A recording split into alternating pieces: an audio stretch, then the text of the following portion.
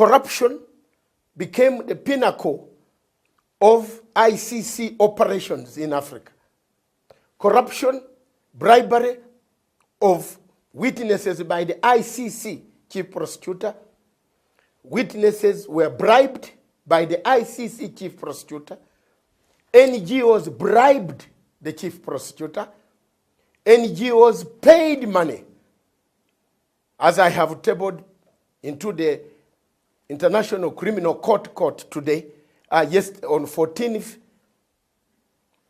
of June 2016. The documents are classified as confidential. Confidential documents classified by the ICC, they will be seen. I am only going to make a serious presentation. One, all these documents with annexes, starting from Annex 1 up to the end, lies evidence.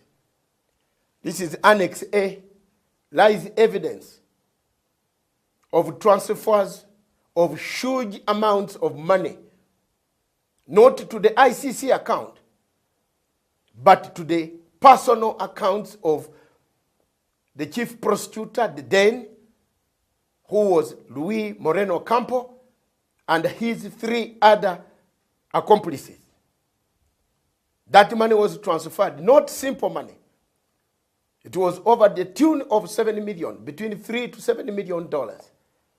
That was transferred, money laundered into personal accounts of some of the people that are working, that I have named in private interviews and a private writing to the court. That's Annex A. Annex B shows the number of international NGOs that pumped in money in the Sudan case. The Bashir case is purely a political international conspiracy to destabilize, to regime change a country. Why should an international criminal court take part in regime change tactics of a nation in Africa? NGOs, list of NGOs, bank accounts of NGOs, persons who received, persons who carried the money, transferred the money into the accounts of the Luis Moreno Campo. Annex C is properties that Luis Moreno Campo bought, had benefits that were got, all listed down. How much money was transferred? It is not the account of ICC. I've checked, cross-checked all this. I've been following the story, a very good story, a very good investigative piece of how one can get $4 million, $4 million that can build over 4, 5, 20, 50 hospitals in a place where war has taken place, that can resettle the IDPs, and it is paid straight into the account of a personal individual through his workers and the network that was under the office of the chief prosecutor. Annex D is the laundering route, the route where money was laundered to from one account to another, bypassing international laundering systems and laundering systems. I have written that to Interpol, International Police. My copies are going to International Police since yesterday. Handed over these documents to them for them to look for facts. The matter is a matter of public interest. That how can ICC spend 1 billion euros on African cases and receive over $7 million of one chief prosecutor, Luis Moreno Campos' account, through a network of not only lower staff, but judges. Annex E shows the people, the judges who received the money. It's well documented, ready for anybody to see how they received it, where it was paid, who paid them, who carried them. The only thing that I cannot find is how the money was smelling. It might have been new, it might have been old. Document number E. Document number F is a confidential document showing how witnesses were collected in the Sudan case, for example. The same method of how witnesses were paid over $300, $400, $1,000 to parade evidence. This is the normal thing that is happening in all cases, in Kenya, in Uganda, in Central African Republic, in the Democratic Republic of Congo, where Mr. Bemba is going to be sentenced on 20th next week on Monday. Bemba will be sentenced. But Bemba was called by the president of Central African Republic to come and quell a rebellion. Why didn't you indict the president of Central African Republic? If Besuda, who you were watching, because the link or the lawyers in the ICC, I thank you, Chief Taku, my international lawyer. I thank you for all the courage you gave me last night when I was drafting these documents. I thank you again. Ayena, I thank you, all of you, wherever you are, and my person, thank you for the encouragement. You look at this document, you find exactly why is it that the other is on the one side that was indicted. Document number G, G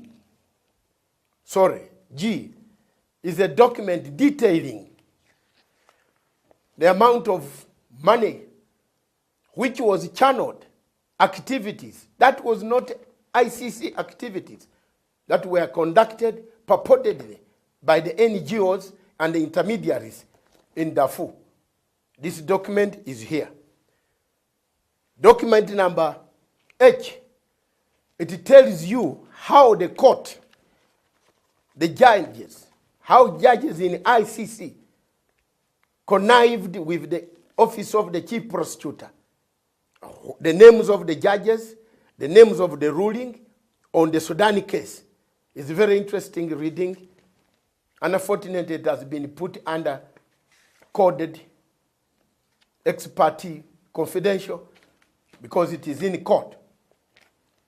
Details cannot be given out on public machine. But since I don't have a spokesman, I'm not a government, myself, I have to speak on a number of things. Document number I, Annex I, details exactly the type of discussions that were on this Sudan case. How judges sat down with the chief prosecutor to find what they can do. Telephonic transcripts. God, it is hot here because I've seen quite a lot of things. And if you look at this and you call this international justice, it has never been justice. Document Annex J. Annex J talks of simply the NGOs in Africa. We have NGOs in the West, but we have NGOs in Sudan. People who had briefcase NGOs, what we could call briefcase companies who benefited out of the situation of Darfur.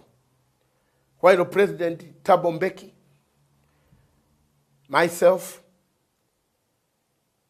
and other people walked through the hardships of Darfur, through the AU mission, and AFACO, wherever you are, sir. Thank you very much. But other people were having briefcase operations paid by extra money, which was not coming from ICC bank account. Document number K is very clear. We have outreach workers who were saying they were doing outreach work to resettle the people of Darfur. And they were paid outside the offices. What was happening to the money then that these outreach workers were supposed to get? Somebody took this money. So the corruption, the influence of corruption was high in the Sudan scenario. If this money was paid by NGOs outside the rules of international standards, then what happened to their salaries? These are questions for not me, but those who will issue an international inquiry, if it is constituted under Article 112 of the Rome Statute. Document number L is a very encouraging document that talks on how Luis Moreno Ocampo connived with Kofi Annan, on how they connived to create several other scenarios. And these documents, when you read them, you become even more agitated, more worried as to why countries like Kenya had this type of scenario that has polarized the state. When you hear of meetings between Luis Moreno Ocampo in hotels in Paris, in hotels in Geneva, in hotels in Hague, in hotels in New York, plotting on how they will sort out the Kenyan scenario, which leads to an envelope in the Kenyan scenario. The Sudan issue was even worse.